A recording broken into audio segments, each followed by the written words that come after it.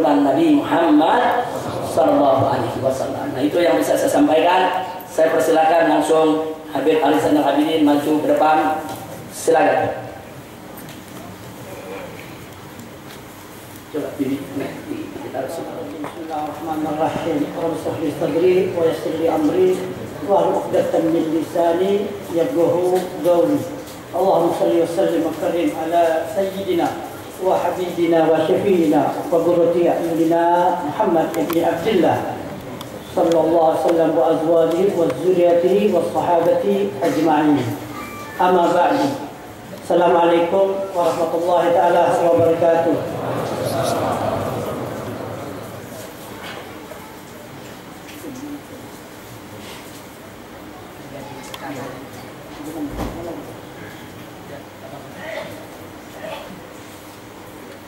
Assalamualaikum warahmatullahi taala wabarakatuh.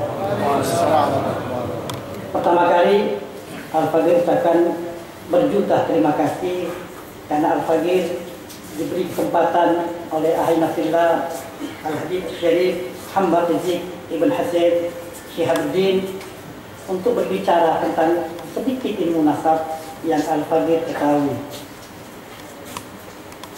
Pertama kali izinkan bahwa Al-Fagir duduk di sini mewakili daripada Majelis Taklim Pengajian Ilmu Nasab Al-Habib Ali bin Ja'far.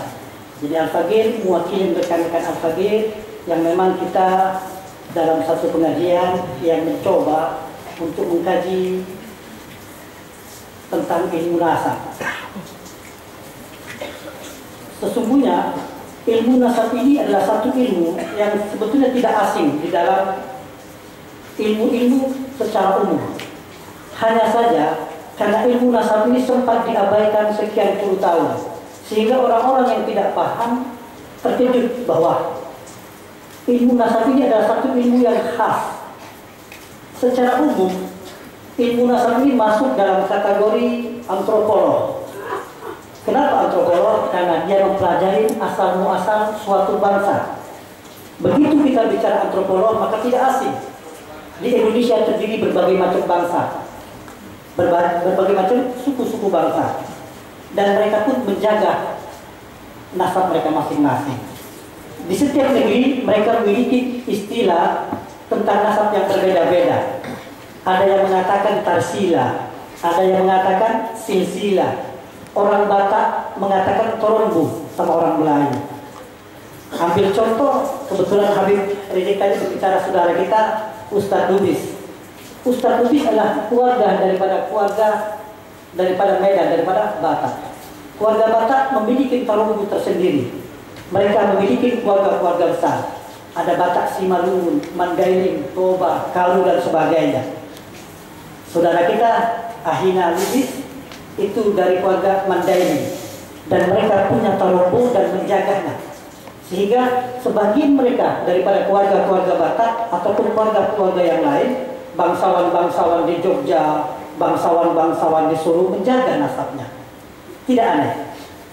Hanya saja perbedaan mendasar antara nasab Alawin dengan nasab mereka adalah perbedaannya adalah kalau nasab Alawin dibingkai dengan agama. Karena nasab ini dinisbahkan kepada manusia suci. Sementara nasab-nasab yang lain berbingkaikan budaya. Dan tidak bisa orang mengaku keluarga Mandailing kalau tidak ada pengakuan dari keluarga Mandailing. Orang Mandailing tidak mau mengaku orang Karu tidak mau mengaku Simalungun, dan seterusnya dan seterusnya. Kenapa? Karena mereka punya identitas dan mereka punya ahli nasab menjaga nasab mereka. Dan boleh nanti ditanyakan kepada ahli-ahli antropolog keluarga-keluarga di luar keluarga habaib. Namun Zuriatul Rasul memiliki ciri khas yang luar biasa. Kenapa? Mereka bisa menyebutkan generasi mereka antara 36 hingga 44. Dan pengakuan kerapian nasab alam ini diakui seluruh dunia dan oleh seluruh ahli antropolog. Nasab juga berkaitan dengan bidang geolog.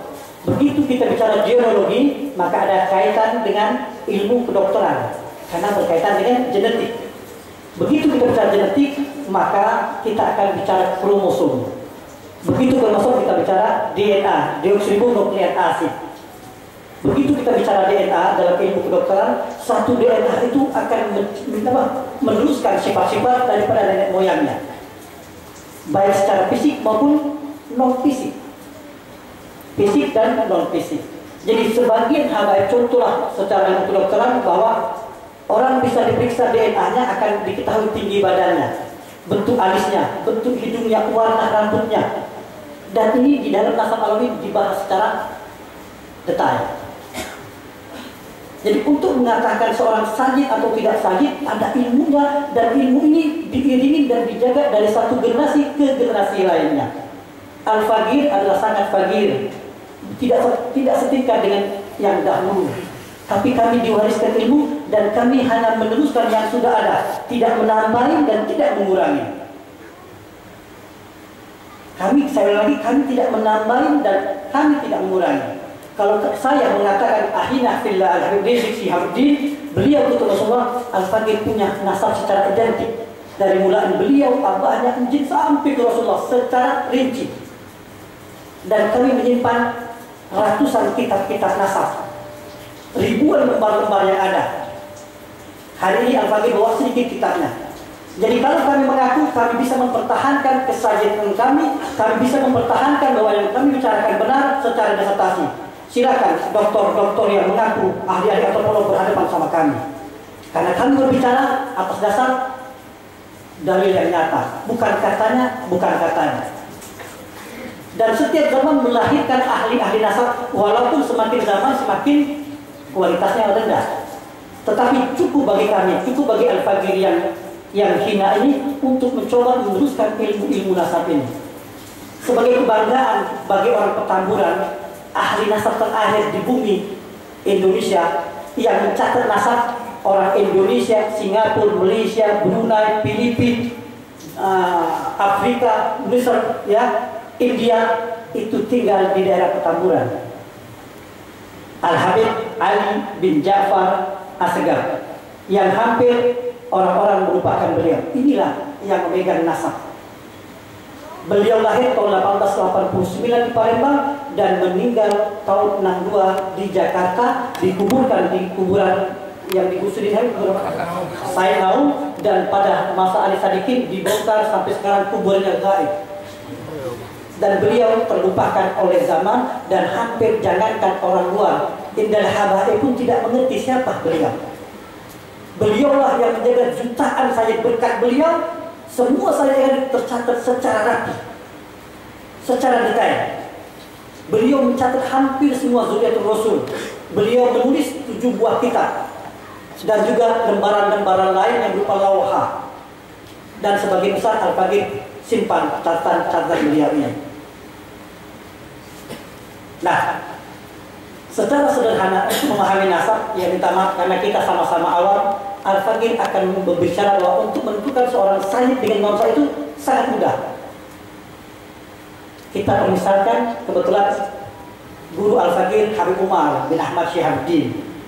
Keluarga Syihabuddin ini suka memakai mantik kalau berbicara. Jadi Al-Faqih mewarisi keluarga Syihabuddin. Dan juga penghormatan Al-Faqih buat Habib Rizik karena walidati juga Syihabuddin. Anda dilahirkan dari rahimnya Syihabuddin. Nasab ini kita misalkan seperti pohon mangga. Kita bisa membayangkan pohon mangga. Allah ciptakan pohon mangga bukan satu jenis mangga. Ada mangga si mana lagi, mangga gedong, ya, mangga apel, dan berbagai macam mangga-mangga yang lain. Kira-kira kita bisa tidak membedakan antara mangga apel dengan mangga yang lain? Bisa. Bahkan andai kata kita tidak melihat mangga itu, disuruh merasakan. Sudah terkupas, tinggal daging buahnya, kita makan. Oh, ini mangga apel.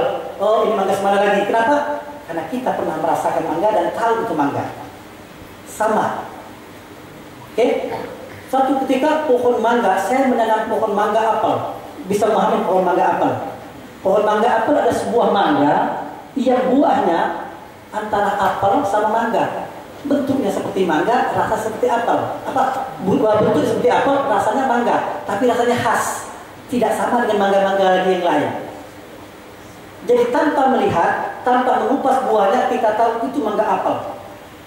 Satu ketika ada orang bawa kepada Al-Faqih, mengasih mangga semana lagi, Habib, ini mangga apel.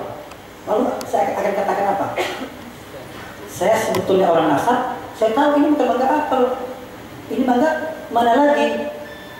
Suatu orang, Beb, anak atas Beb, yang atas ibumu, kau sahab. Paham? Dari mangga ini, satu spesies, satu varietas buah-buahan akan mudah dibedakan antara mangga dengan mangga, antara satu habib dengan habib lain dengan mudah dibedakan. Lalu suatu ketika pohon mangga saya tadi, karena saya pelihara ya, kita pelihara, tentulah kita hafal berapa rantingnya, di mana bahkan saya akan tahu ada benar atau tidak ada benar.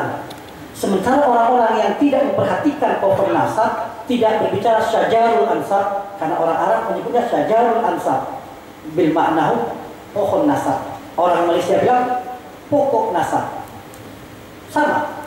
Nah, sekarang buah itu karena sudah besar pohon mangga saya ini, maka di ujung-ujung rantingnya itu banyak pokok tumpang, banyak benalu. Orang yang tidak menjaga dan tidak memelihara nasab tidak tahu. Kenapa? Karena dia naik mobil, dia naik motor, dan kami duduk di bawah pohon. Kami bersebentar, itu pohon benalu. Yang lain bilang, ente bukan salah, Beb. Tidak bisa. Kami tahu perbedaan antara pokok asli, pohon asli sama benalu. Kenapa? Pohon asli dia akan menghasilkan buah yang enak kita nikmati. Pokok tumpang dia akan merusak pokok aslinya dan tidak menghasilkan buah. Itulah yang kata Habib Rizik tadi, bahwa orang-orang yang mencoba mengaku dirinya habib dengan mudah dibedakan. Berikutnya, satu ketika pohon mangga saya, di bawah pohon mangga saya ada buahan yang lain, buah durian. Kebetulan buah durian ada orang makan itu, kemudian besok pagi ditinggalkan. Orang yang awal bilang, Beb, ini mangga apel, Beb. Kenapa? Adanya di bawah pohon mangga. Bagaimana? Bisa nggak saya membedakan antara pohon mangga dengan buah mangga dan buah durian? Tentu bisa. Bentuknya lain, rasanya lain, semua berbeda. Walaupun sesungguhnya durian ini lebih hebat, lebih mahal. Satu durian mungkin sekian kilo apel. Walaupun seseorang ahli tafsir, ahli hadis, imam besar, berbanding sama ini tetap tidak bisa jadi habib. Tetap tidak bisa kita akui. Jangan mentang-mentang dia pandai hadis, dia menjadi orang besar, oh barangkali dia habib. Tidak bisa. Permasalahan habib, permasalahan saya Zuriya dengan non Zuriya itu bukan dilihat dari tampan, bukan dilihat dari amal ibadah, tapi dari darahnya. Walaupun sebagusnya seorang sayyid mengikuti amal yang benar, tapi kata orang Melayu, siapa yang menanam benih, dia yang panen. Kalau seorang sayyid dia belajar bahasa Inggris, pandai bahasa Inggris. Kalau belajar fikih, pandai fikih. Tapi parameter untuk menentukan seorang sayyid bukan daripada keilmuan, bukan daripada wajah yang lawah, yang ganteng.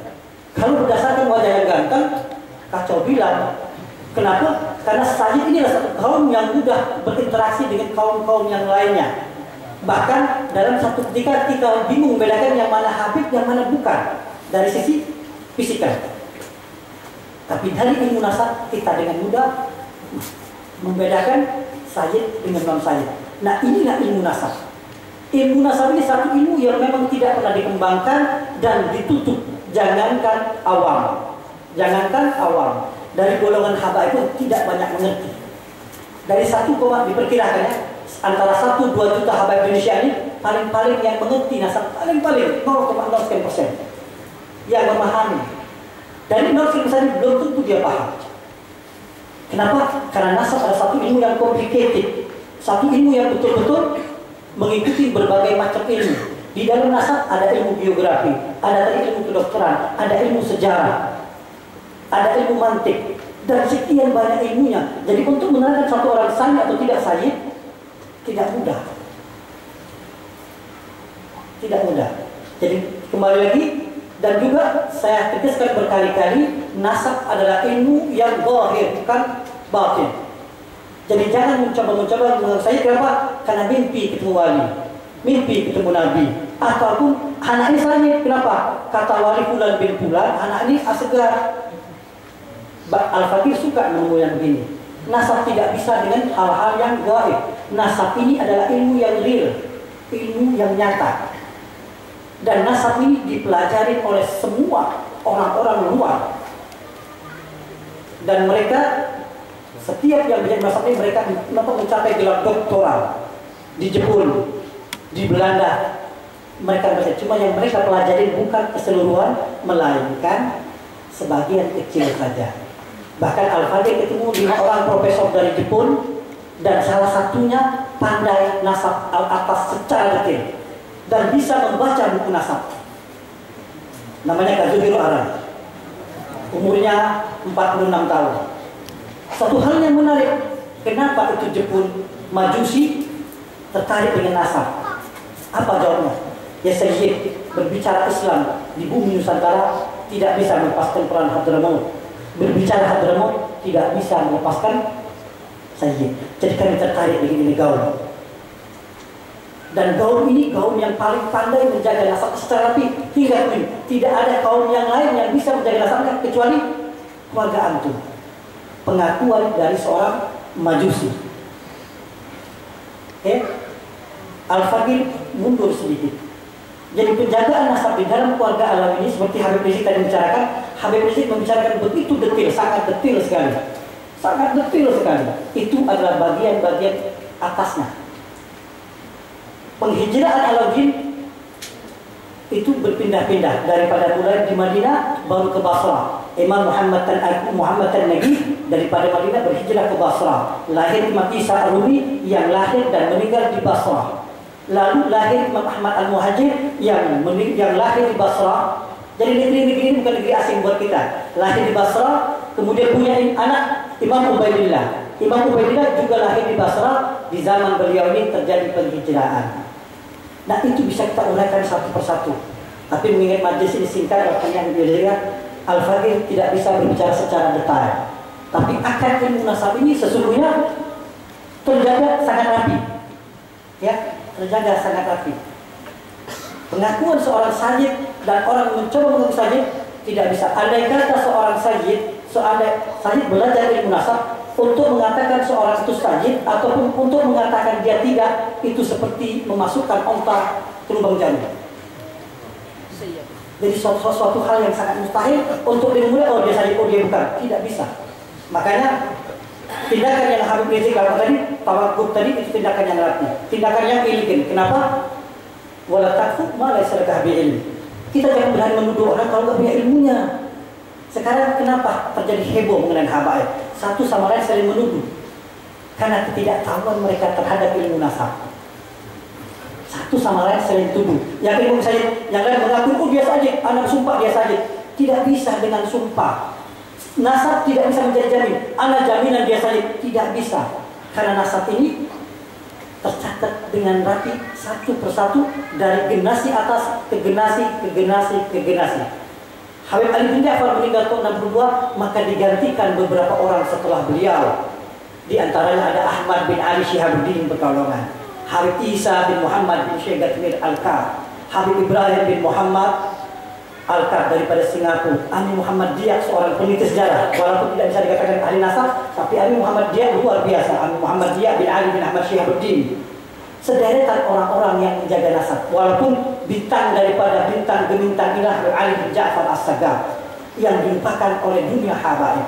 Makanya karena kita melupakan Ali bin Ja'far, makanya ilmu nasab tenggelam. Padahal ini warisan yang terindah, yang termahal. Sebab begitu Habib Rizik berbicara tentang ayat takhir tadi, untuk menentukan seorang tadi fitrah atau tidak, yang bisa menentukannya adalah ilmu nasab.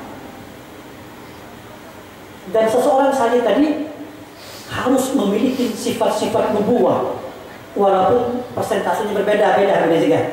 Artinya seorang sayyid akan punya sifat tabligh, amanah, fatona, siddiq. Tidak ada sayyid dikenal pengecut. Bahkan para aulia berkata apa? Bagi kami seorang sayyid mati dan hidup sama saja. Dan sifat ini diwarisi oleh akhina fillah Habib Rizik bin Syihab. Tidak ada rasa takut dan beliau berdakwah fatona, amanah. Kenapa? Sesuatu yang diamanahkan Rasulullah harus disampaikan. Tidak ada orang-orang kami ini Habib kami Mastur, itu tidak ada. Kalau mastur ada mandraknya ya, ada omasnya. Iya. Jadi jangan berbicara kami ini sebetulnya HBB, tapi nasab kami terjaga, disimpan, mastur, enggak. Nasab kami ini tidak terjaga. Kenapa? Kami dari India. Tidak. Habib Ali bin Ja'far mencatatkan nasab satu persatu. Bumi India bukan aneh buat kita. Salah satu di antara satu orang kibar aulia yang semua diakui dan detik ini kuburannya di sana, dan banyak Habib dikuburkan di India, yakni Al-Imam Ali Zainal Abidin bin Ali bin Abdullah sahib surat, Ali sahib surat bin Abdullah bin Husain bin Ahmad Solabiye. Beliau satu angkatan dengan Sahibul Ratib, dan beliau tinggal di kota Surat, dan sampai tinggi kuburannya di Surat, dan keturunannya ramai di Surat. Dan di Jakarta juga cukup banyak, yaitu keluarga Solabiye, di antaranya Habib Zain Kurukut. Dan tercatat satu persatu ya. Jadi kalau kembali kalau Habaib, kalau saya kebetulan Al-Faqih yang diberi tugas sama Habib Rizik untuk mendalami ilmu nasab, kalau saya mengatakan seseorang itu sakit, bukan emosi saya, bukan, tapi dengan keilmuan yang Al-Faqih warisi dari datuk-datuk saya, dari datuk-datuk Habaib. Ilmu ini adalah ilmu Habaib, bukan punya Al-Faqih. Al-Faqih hanya numpang lewat saja. Ya, jadi begitu indah ilmu nasab ini. Cuma kembali lagi tidak ada upaya yang sistematis, tidak ada keinginan dari Habaib untuk mengabadikan ilmu ini. Sehingga bila mana orang tidak mengerti lagi jati dirinya, seperti yang Habib Rizik katakan tadi, maka kacau balau. Yang tidak patut menerima zakat, akhirnya terima zakat. Begitu bicara nasab, maka berkaitan dengan berbagai macam hukum. Di sini letak pentingnya mempelajari ilmu nasab.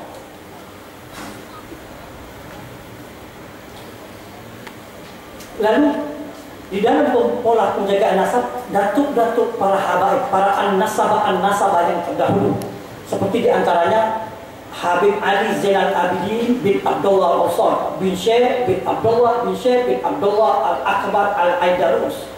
Beliau seorang ahli nasab, dan beliau menjaga nasab seperti tadi Habib Rizik mengatakan bagaimana seorang imam Ibn Hajar Al-Haytami tadi mengakui kewalian Abi Bakar Al-Adani. Ya, mereka ini dari keluarga Idrus. Kalau Habib Rizik mengatakan kenapa kami harus mendahulukan keluarga Idrus, ada sejarahnya. Bukan berarti keluarga tidak hebat semua. Di dalam keluarga Alawin pada level generasi ke-22 dan 23, maka satu datuk dari keluarga Alawin yang kita kenal semua, Al-Imam Umar Al-Bihdar Al-Akbar. Ya, Imam Umar Al-Bihdar Al-Akbar, Ibn Faqih Muqaddam Thani Abdul Rahman Segar, Ibn Muhammad Maulad Dabile, Ibn Ali, Ibn Ali Al-Ghayyun. Imam Umar Al-Bihdar mempunyai inisiatif yang ke depan. Di sini hebatnya keluarga Zudiatul Rasul. Dia sudah bisa prediksi ratusan tahun sebelum terjadi. Maka beliau membuat satu perkumpulan yang beliau namakan Najibul Asrar. Najibul Asrar itu diciptakan dan dibuat oleh beliau dalam rangka mengawal nasab. Mengawal nasab harkat martabat keluarga Alawiyyin. Begitu Imam Abdullah Al-Akbar, Umar Al-Muhtar Al-Akbar meninggal, terjadi estafet kepemimpinan. Di saat itu satu-satunya orang tua yang paling bijak dan paling alim, Imam Muhammad Jamalul Lail. Nah, datuknya beliau. Imam Muhammad Jamalul waktu itu berumur 80 tahun lebih. Beliau menjadi Nagibul Akbar, menggantikan Imam Umar Al-Bihdar. Di sini kaitannya bicara Habib Rizik tadi yang mengatakan tentang Al-Idrus. Di waktu Imam Muhammad Jamalul Lail bin Hasan Al-Muallim memimpin menjadi Nagibul Akbar, beliau saat itu melihat satu pemuda yang cemerlang.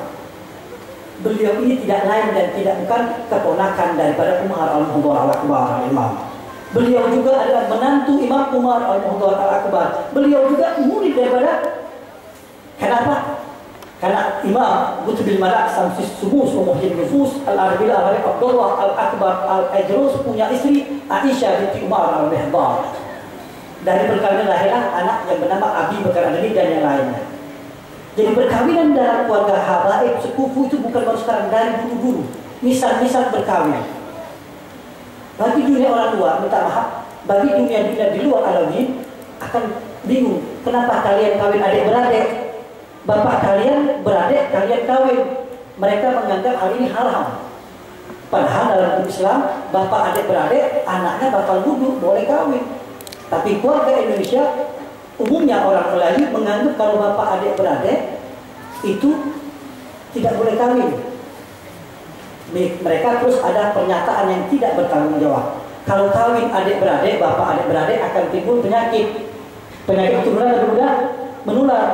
Buktinya perkawinan Aisyah binti Umar al-Mihdar al-Akbar dengan Aisyah binti Umar al-Mihdar al-Akbar dengan Abdullah al-Idrus al-Akbar melahirkan satu orang besar, Abi Bakar al-Adil. Terbantahkan. Kita menaik ke atas lagi mengenai kafa'ah. Jadi di dalam nasab banyak sekali ilmu-ilmu, bukan hanya satu ilmu ya. Berbagai macam ilmu ada di dalam nasab. Di sini kalau orang belajar nasab secara terperinci, mereka akan menemukan keindahan-keindahan ini. Dan ilmu nasab kembali lagi tidak bisa dijamah oleh orang di luar habaib. Yang habaib saja pun sedikit yang bisa mampu. Inilah cara Allah untuk menjaga nasab. Dan ilmu nasab tidak ada kaitan sama nasibnya. Berbanding terbalik, nasab sama nasib berbanding terbalik. Kalau si nasab siap-siap melarang. Jadi kalau mau kenal jangan dinasab, cari nasib yang kaya. Imam Muhammad al-Baqir Ibn Ali Zainal Abidin, perkawinan pertama kali keluarga Rasul dimulai dari anaknya Al-Hasan Al-Hasan sababu min ahlil jannah. Imam Al-Hasan punya anak Ali Al-Awsat atau bergelar Ali Zainal Abidin atau Ali As-Sajjad. Imam Hasan punya anak Fatimah. Imam Ali Zainal Abidin berkawin sama Fatimah binti Hasan. Lain siapa? Imam Muhammad al-Baqir. Jadi kubu dalam keluarga Alawi sudah ditunjukkan di atas sana. Anak Al-Hasan di antaranya ada Abdullah. Al-Imam Abdullah bin Hasan itu berkawin sama Fatimah binti Husain. Jadi banyak rahasia-rahasia di dalam nasab, dan rahasia-rahasia ini harus diungkapkan di dalam keluarga Alawi. Di dalam nasab, kitab-kitab nasab ini yang tersirat dan yang tersuratnya terlalu banyak yang tersiratnya. Yang tersiratnya 80%. 80% lah menjaga kesucian nasab. Tidak mudah orang mengaku saja. Kenapa? Karena banyak hal-hal rahasia di dalam itu. Kalau hanya main tempel, itu namanya main puzzle. Dilihat mirip ditempel. Sebaliknya di sini ada security di dalam nasab. Ada besaran-besaran, ada tuntunan untuk mengisbat, untuk memastikan dia sahih atau tidak sahih. Hari ini Al-Faqih hanya akan mengatakan dua saja. Dari sebenarnya dua saja. Pertama, susunan nama. Susunan nama. Keluarga Alawi ini, susunan namanya ini menunjukkan bahwa mereka adalah keluarga-keluarga yang keren. Keluarga-keluarga yang biru walidain.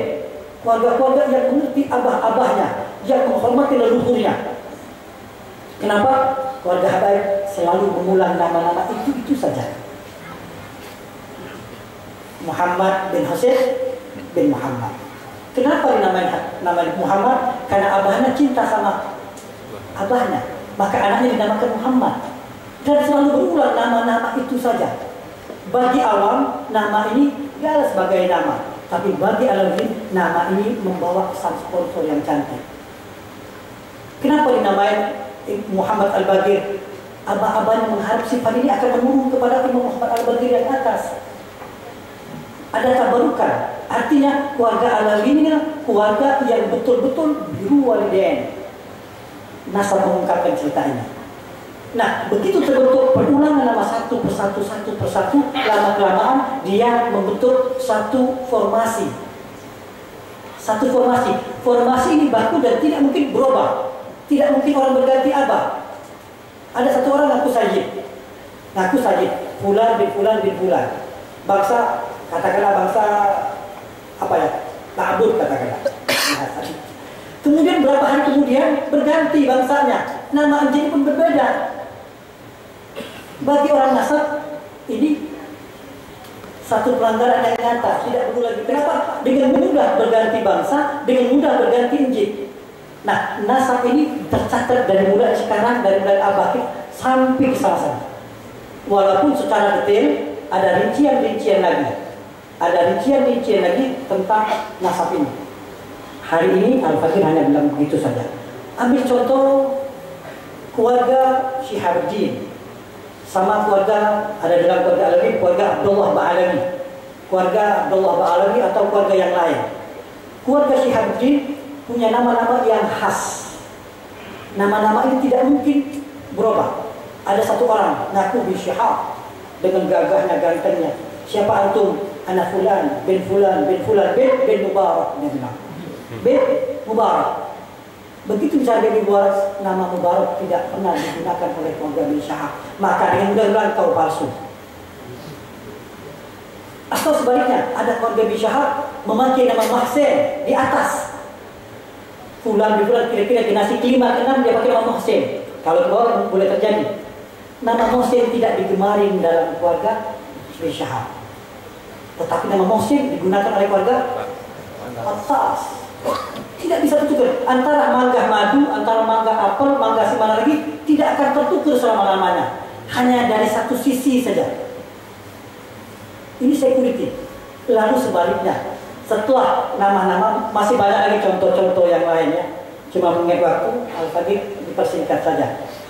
Kedua adalah teritorial. Begitu kita bicara teritorial, maka nasab berkaitan dengan ilmu geografi. Seorang yang mengerti nasab harus ada GPS di otaknya. Dia mengerti di mana tempat-tempat itu. Satu orang dengan fasihnya mengaku Al-Attas, menyebut namanya, susun namanya memenuhi kaidah semua, tidak lari. Kita tanya, dari mana itu aslinya? Dia jawab, asli saya nenek moyang saya lahir di Palembang. Orang nasab ketawa, palsu kau.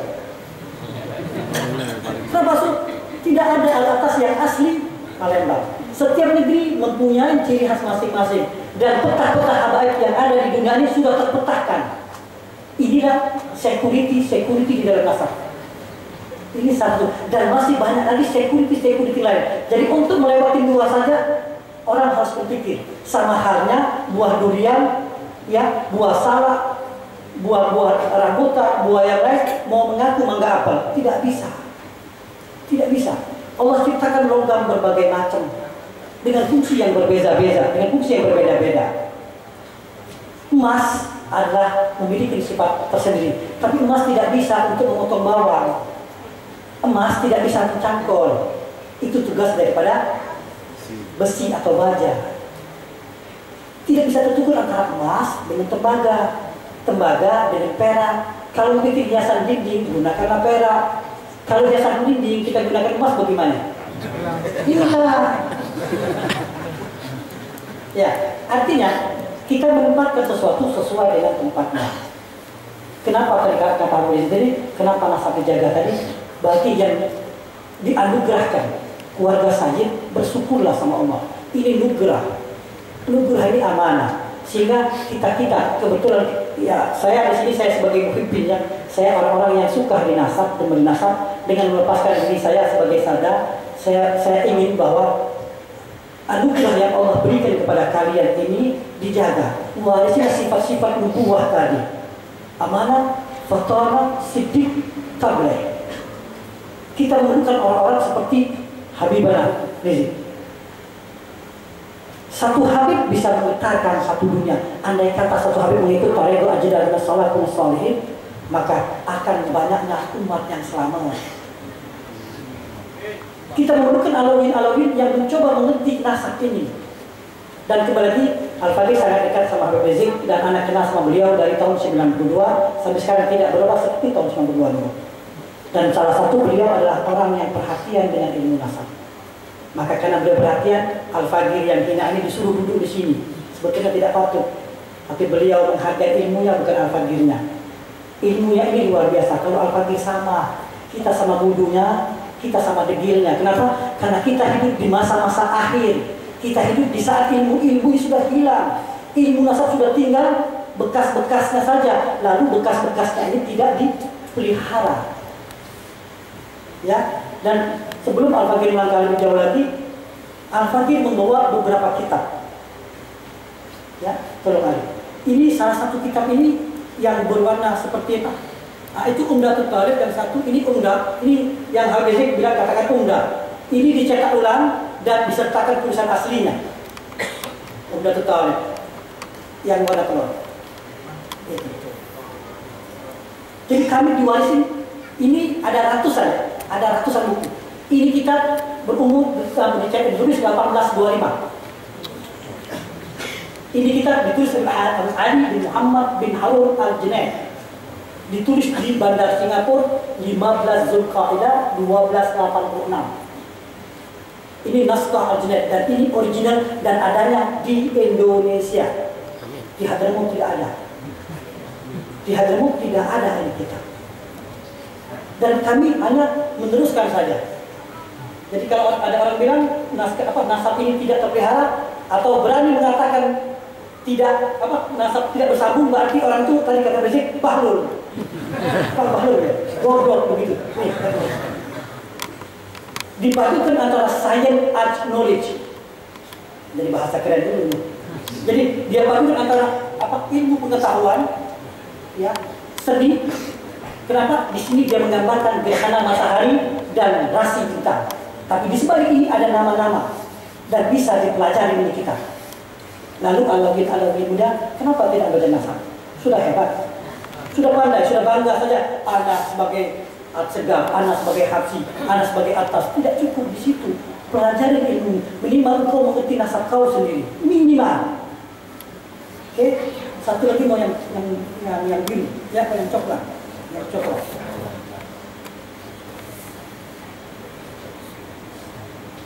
Ini naskah Terengganu, tidak ada di Indonesia kecuali satu. Aslinya ada di Terengganu, Malaysia, dan mencatat dengan detil. Juga berumur 100 tahun lebih. Ini kita seperti ini. Jadi kami punya bukan satu lembar, ribuan lembar, puluhan ribu, ratusan ribu lembar seperti ini. Oke, di tangan Al-Faqih ini yang ditulis tahun 80-an. Ini anak pernah buka sama Habib Rizik di situ. Habib Rizik ketawa. Waktu itu Habib Rizik bisa nasabnya jalan dari ujung jalan, ya, sampai ujung. Itu pun mentok masih. Ini mungkin 10 meter lebih. Ini nasab ditulis oleh ahli nasab Al-Isa Gatmir Al-Kab. Ini orangnya. Jadi bukan katanya, ini orangnya. Meninggal tahun 95. Ditulis satu-satu dan nasab Habib Rizik tertulis di rapi di sini. Ini ada puluhan ya, ada puluhan seperti ini. Jadi kalau kami mengaku saja bahwa nasab akan terjaga, kami tidak main-main. Datuk kami orang-orang jenius. Kenapa? Datuk kami sudah bisa memprediksi ratusan tahun ke depan. Sebelum orang pikir, kami sudah mendahului. Kami sudah mendahului daripada orang lain. Jadi tidak ada celah mereka berani mengatakan bahwa zuriyah Rasul putus. Kata Mesir tadi, imah dia jahil atau bahlul. Hasad tadi. Lah dia mengusir juga Rasul, lebih abdul dia usir nenek moyang dia. Kelebihan nasab Alawi dibanding nasab non Alawi, ini Al-Faqih berbicara dari sisi ilmu ya, tidak ada tendensi merendahkan. Begitu berbicara satu orang saja, Habib Rizik, Muhammad Rizik, Ibn Hassan, Ibn Muhammad, semua dari beliau Islam, abahnya Islam, jadinya Islam semakin ke atas, semakin terang benderang sinarnya. Sampai ketemu Ahmad Syihabuddin Al-Akbar yang bagaimana menagibnya luar biasa. Ahmad Syihabuddin Al-Akbar, Ibn Abdurrahman, Ibn Syekh Al-Syikran, Ibn Abu Bakar Syakran, dan tertib tertulis. Luar biasa dan terlalu berani orang-orang yang mengatakan nasab kami tidak terjaga. Siapa mereka? Siapa mereka? Mereka sendiri minta maaf. Bapaknya dia tahu, ujiannya dia tahu. Hari ini dia boleh seorang ustazah yang terkenal, ustazah selebriti, dikenal seluruh Nusantara. Dia boleh menjadi dai sejuta umat. Bapaknya siapa? Kiai. Bapaknya lagi guru ngaji. Bapaknya lagi kira-kira kelima keenam. Wallahu a'lam bishawab. Janganlah sombong. Kalau sudah dia sombong, berarti dia tidak mengikuti ajaran Muhammad Rasulullah. Siapa dia berani melecehkan keturunan manusia suci?